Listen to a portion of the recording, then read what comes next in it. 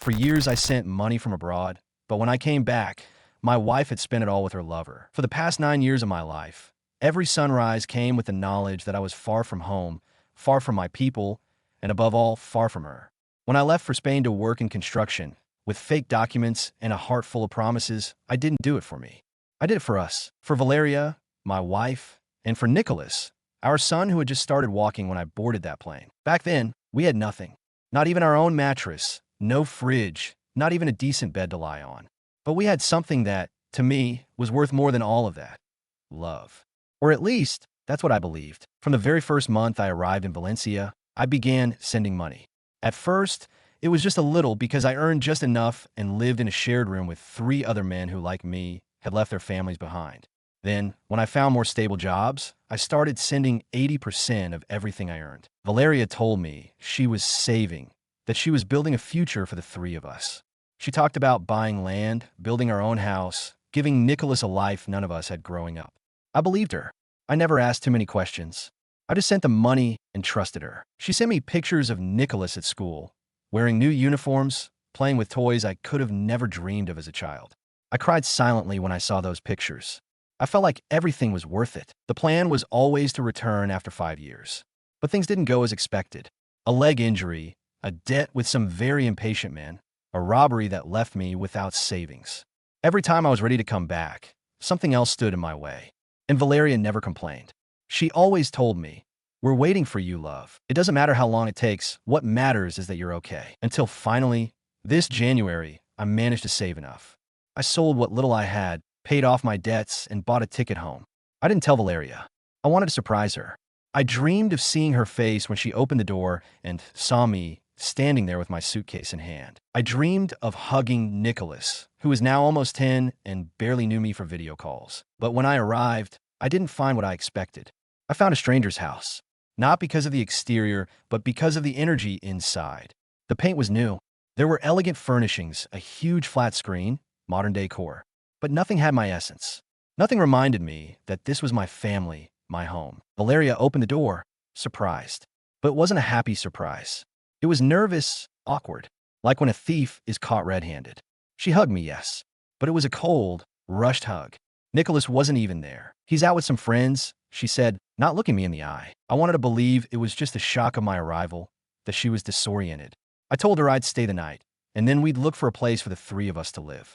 She said nothing, just nodded. That night, I slept on the couch. She said Nicholas had been sleeping with her lately, that he was very attached. I didn't want to argue. The next day, I started asking questions. Small, subtle ones. Where was the land we talked about? What happened to the savings? Why were there new things but no trace of me? The answers were vague, evasive. Things got tough, unexpected expenses. We invested, but it didn't work out. But something in her tone made me uneasy. So I did what I never thought I'd do. I started checking. I went through papers, accounts, the computer when she was out. And I found it. Not one. Several.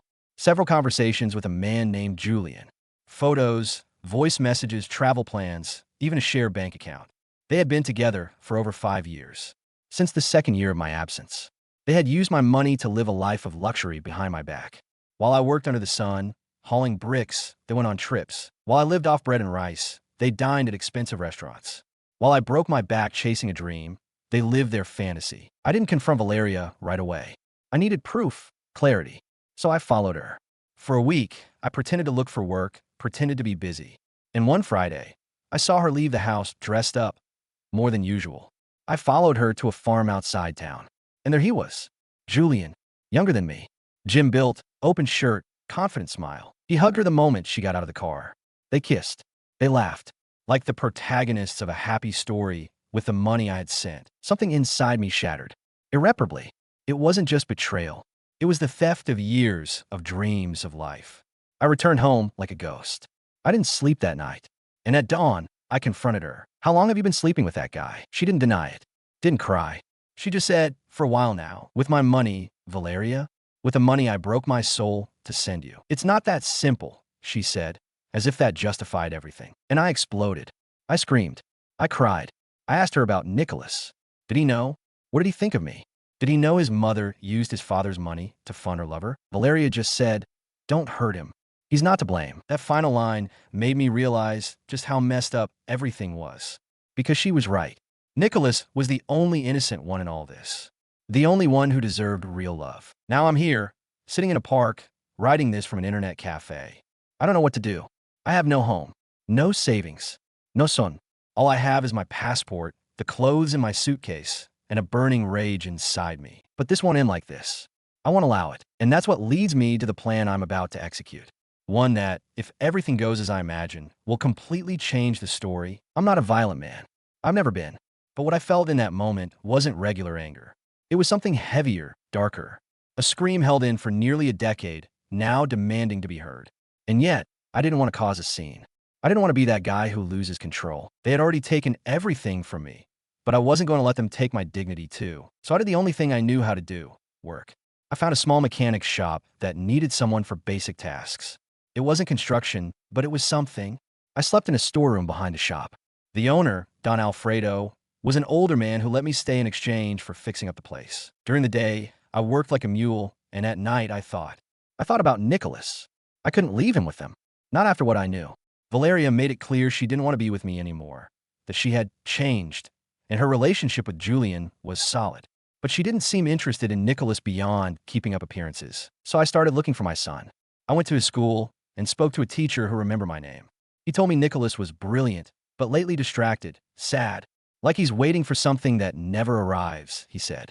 And that crushed me. One afternoon, I waited for him after school. When he saw me, he froze. So many years had passed, and even though he recognized me from video calls, it wasn't the same. He looked at me with a mix of surprise, confusion, and a little fear. "Hi, son," I said with a lump in my throat. He walked up to me slowly. He hugged me, but cautiously, like someone unsure if the hug would be returned. I told him I wanted to see him more often, that I wanted to spend time with him.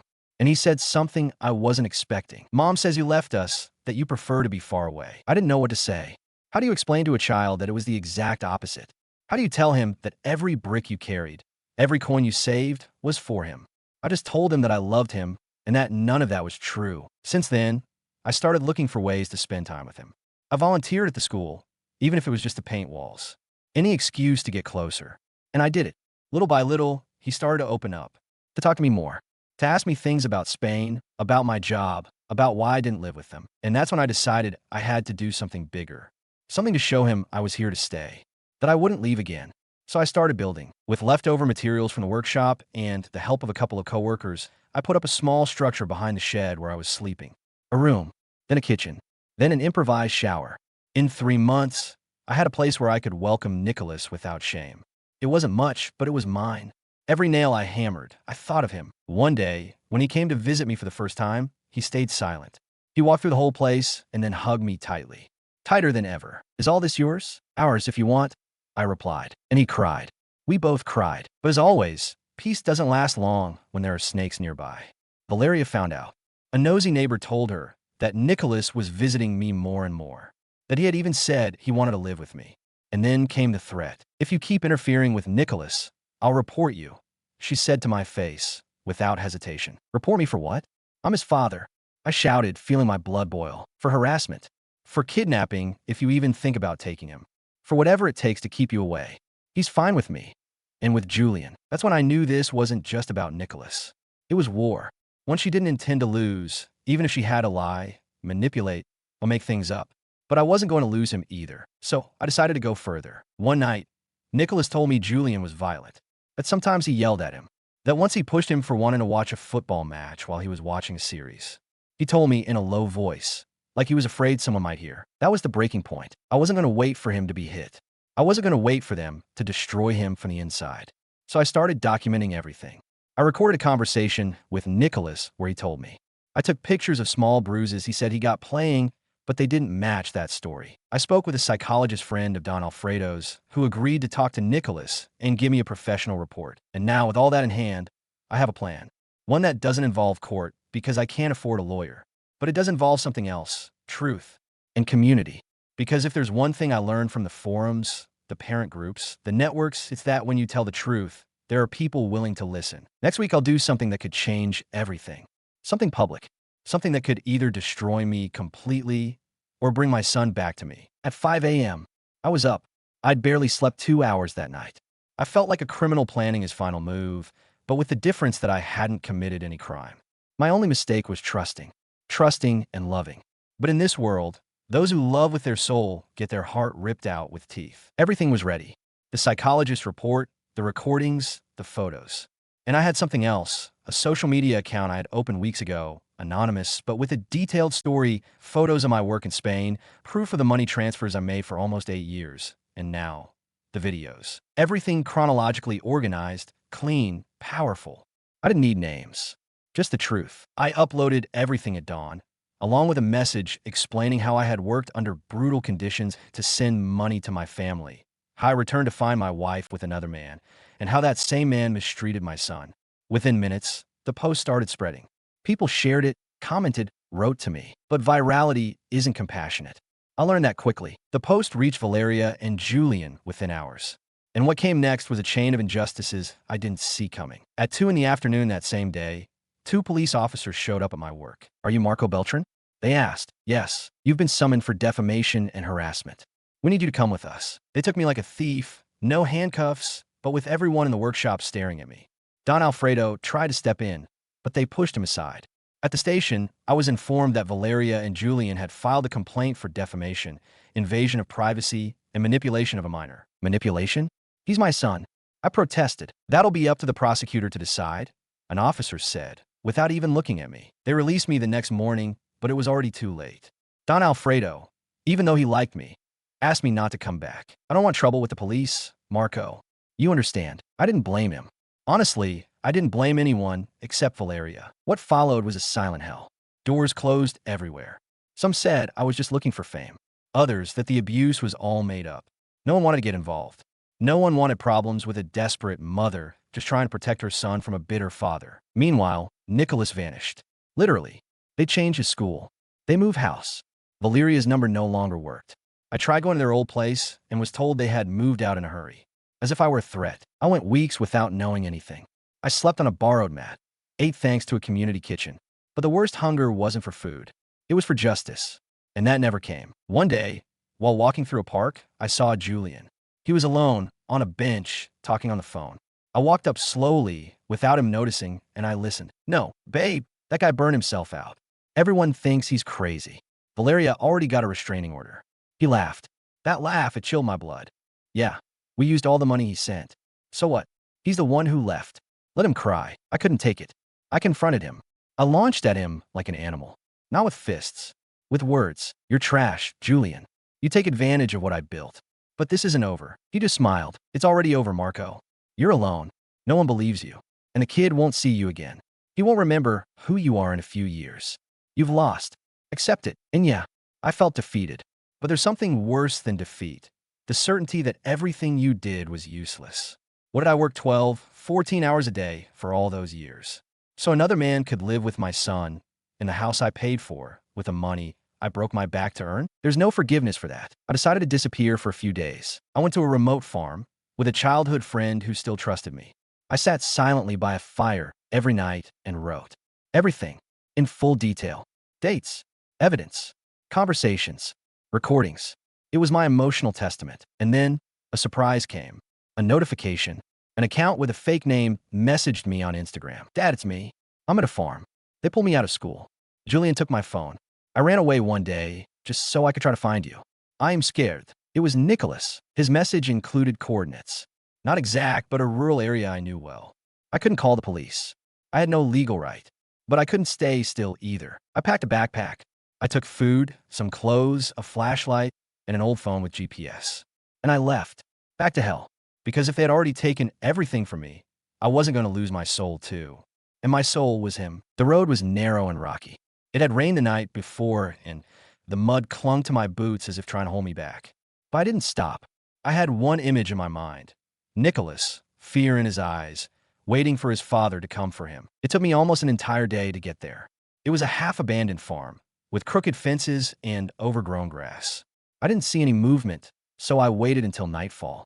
When it got dark, I circled around to the back of the place. I saw a small light on inside a cabin. I knocked gently. Once, twice, 3 times. "Dad," whispered the softest, most trembling voice I've ever heard in my life. And there he was. Nicholas, wearing the same t-shirt I had brought him from Madrid 2 years ago. He ran into my arms without saying another word. He just cried, and I cried with him. He told me everything. That Julian wouldn't let him eat, that he hit him when he didn't obey, that Valeria seemed drugged most of the time, that they fought constantly, that he didn't go to school anymore, that they locked him in a windowless room for hours when he misbehaved. That night, we slept holding each other. I didn't sleep peacefully, but I did sleep with clarity. I had to get him out of there. And this time, I didn't care what the law said. At dawn, we started walking, on foot through back roads. We walked for 3 days, hiding in farmers' homes, in old bus stops, and abandoned stations. I knew they'd be looking for me, but they couldn't track a phone I wasn't carrying. They couldn't stop a father who had nothing left to lose. We reached the city. I went to the only person who hadn't turned their back on me, Mrs. Maritza, a retired nurse I had met at the community kitchen. She welcomed us without questions, gave us hot food and a place to sleep. And then something unexpected happened.